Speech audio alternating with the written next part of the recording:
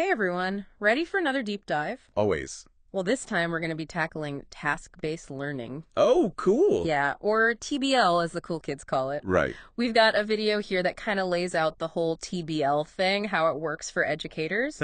And we've got this article from the Europass Teacher Academy. Yeah. And they get into the nitty-gritty of what are the advantages, and even give us a template Oh, wow. to actually build TBL activities. That's cool. And you know what I was thinking as I was going through this material? This isn't just for classroom learning. This is how we approach learning anything, in life. Yeah, I see that. It's really cool stuff. Yeah, the interesting thing about TBL is that it really shifts the focus. Oh, how so? Well, from just absorbing information Yeah. to actually using it to accomplish something. I like that. So it's about having a goal in mind Okay. and then using language as a tool. To achieve that goal. I love that. So it's not just about memorizing facts and figures. Right. It's about actually putting knowledge into action. Yes. And both these sources, they really emphasize this idea of a task. Yeah. They actually quote this guy, Jay Willis. I don't know if you've heard of him. Okay, yeah. But he defines a task as a goal-oriented activity with a clear purpose. I like that. Yeah, that's good. So it's not just busy work. Right. It's very deliberate. Yeah. And it's something that mirrors how we use language in real life. Exactly. You think about it. Yeah. You're not learning grammar just for the sake of learning grammar. Right. You're learning it so you can communicate effectively, solve problems, Right. persuade. I was just going to say all those things. Yeah. And the examples they give really illustrate this. Oh, like what? They talk about designing a brochure, Uh-huh. but to solve a problem or comparing different texts to find those, The key differences. the key differences. Yeah. Yeah. And even planning a vacation itinerary. These are things we might actually do. Yeah. And in the real world. In our daily lives, exactly. And that's really where the power of TBL comes in. What do you mean? Well, by engaging with these real-world tasks, Okay. you're not just passively receiving information, Oh, yeah. you're actively building skills and understanding. Now, the video dives into this three-phase framework Okay. for designing these TBL activities. It's called the Willis Framework. Okay. And it's pretty cool how structured it is. Structure is key here. Yeah. Because it makes sure that the learning is happening in a very purposeful and effective way. So tell me about it. What's the first phase? So the first phase is called the pre-task, Okay. and it's all about laying the groundwork. Okay. So it's about activating prior knowledge and getting people thinking about the context. Of the task. Yes.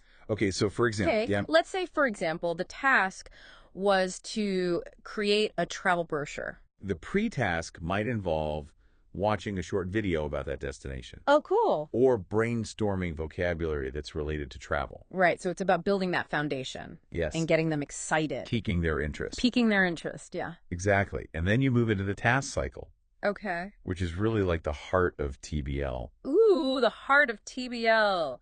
I like it, the task cycle. Yes. So this task cycle, Yeah. this is where students really get to put their learning into practice. Okay. It's broken down into three parts: Okay. task planning Okay. and report. It sounds very dynamic. Yeah, So during the task phase, Yes. they're actually working on the activity. that's right. Are they doing this in groups or individually or? Yeah, so this is where they collaborate. Okay. They problem solve, Uh-huh.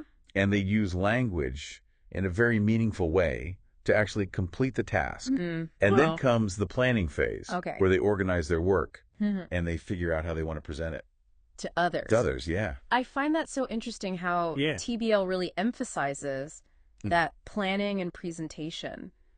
It's not just about doing the task. It's about Right. articulating what you did Communicating it. and sharing it. Yeah. Exactly. And that leads into the report stage, Okay. which is where students showcase their work, Uh-huh. whether it's through presentations, written reports, Okay. maybe even role plays. Role plays. Oh, wow. I Yeah. can see how this whole cycle would build confidence Yeah, and give students a real sense of ownership absolutely. over what they're learning. Yeah. But we're not done yet, right? No, not yet. There's the language focus phase, Yes. which I'm particularly interested in. Oh, yeah, this is a good one. Tell me more. So the language focus phase is all about reflection Mm. and refinement.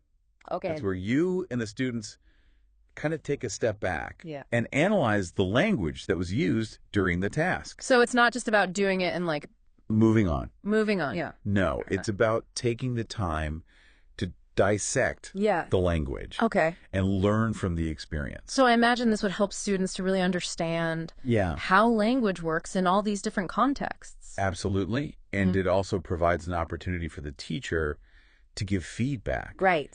And really help students refine their skills. So it's like this process of doing it, reflecting on it, and then refining it even more. Exactly. It's crucial for language development. One of the things I loved about both the video and the article was just the sheer variety of task ideas. It's amazing. That they present, and they cover like everything. Yeah, they really do.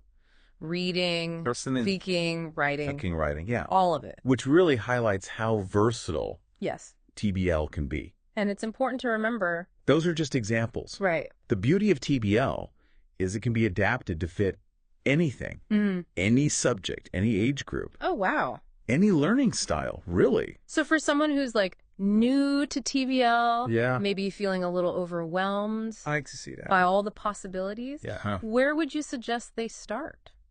Well, a good starting point is to just look at what's already happening in the classroom. In their classroom. You know, the workplace. Okay. You know, what kind of tasks are already happening? And can any of those be modified to be a little bit more task-based? That's a really good point. Yeah. So instead of like reinventing the wheel, you can start with something familiar and then just gradually like introduce those elements. Yeah, introduce those TBL elements. Yeah, and remember, it's a process.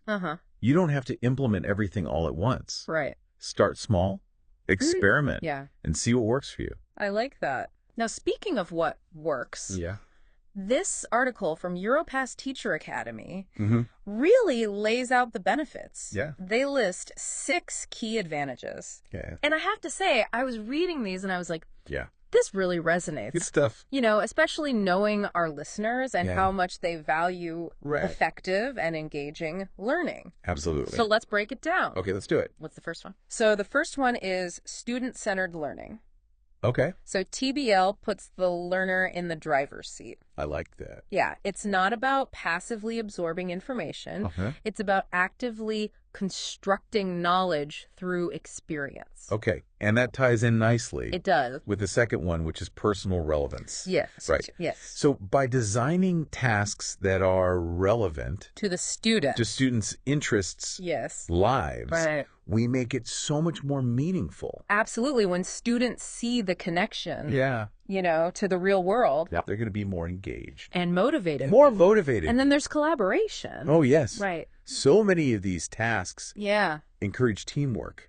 Okay. Which helps build those communication and problem-solving skills. Yeah. All those good 21st century skills. Exactly. And this links directly to the fourth advantage, which is communication. Yes. So TBL provides all these opportunities for students to use language in a real, authentic way. Yeah. In spoken and written form. So they're not just learning about language. Right. They're using it. You're using to accomplish real goals. Exactly.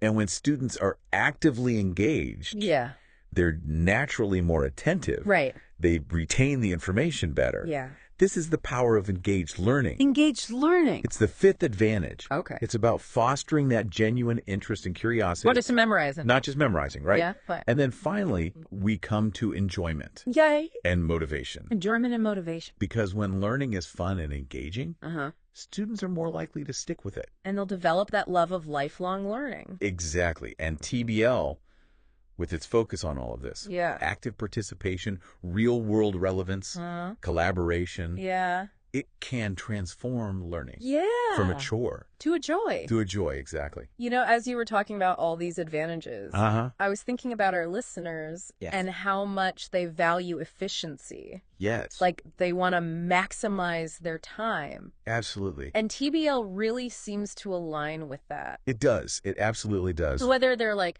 prepping for a meeting or trying to get up to speed in a new field or just satisfying their curiosity. Yeah, satisfying their curiosity. TBL offers a framework for making learning more effective. More enjoyable. More enjoyable. It feels like we've really, like, you know, explored TBL, from the framework to the benefits, and even like some task ideas. And yet there's still so much more. Oh, really? Yeah, this is just the tip of the iceberg when it comes to TBL. You know, something the article mentioned was the connection to project-based learning.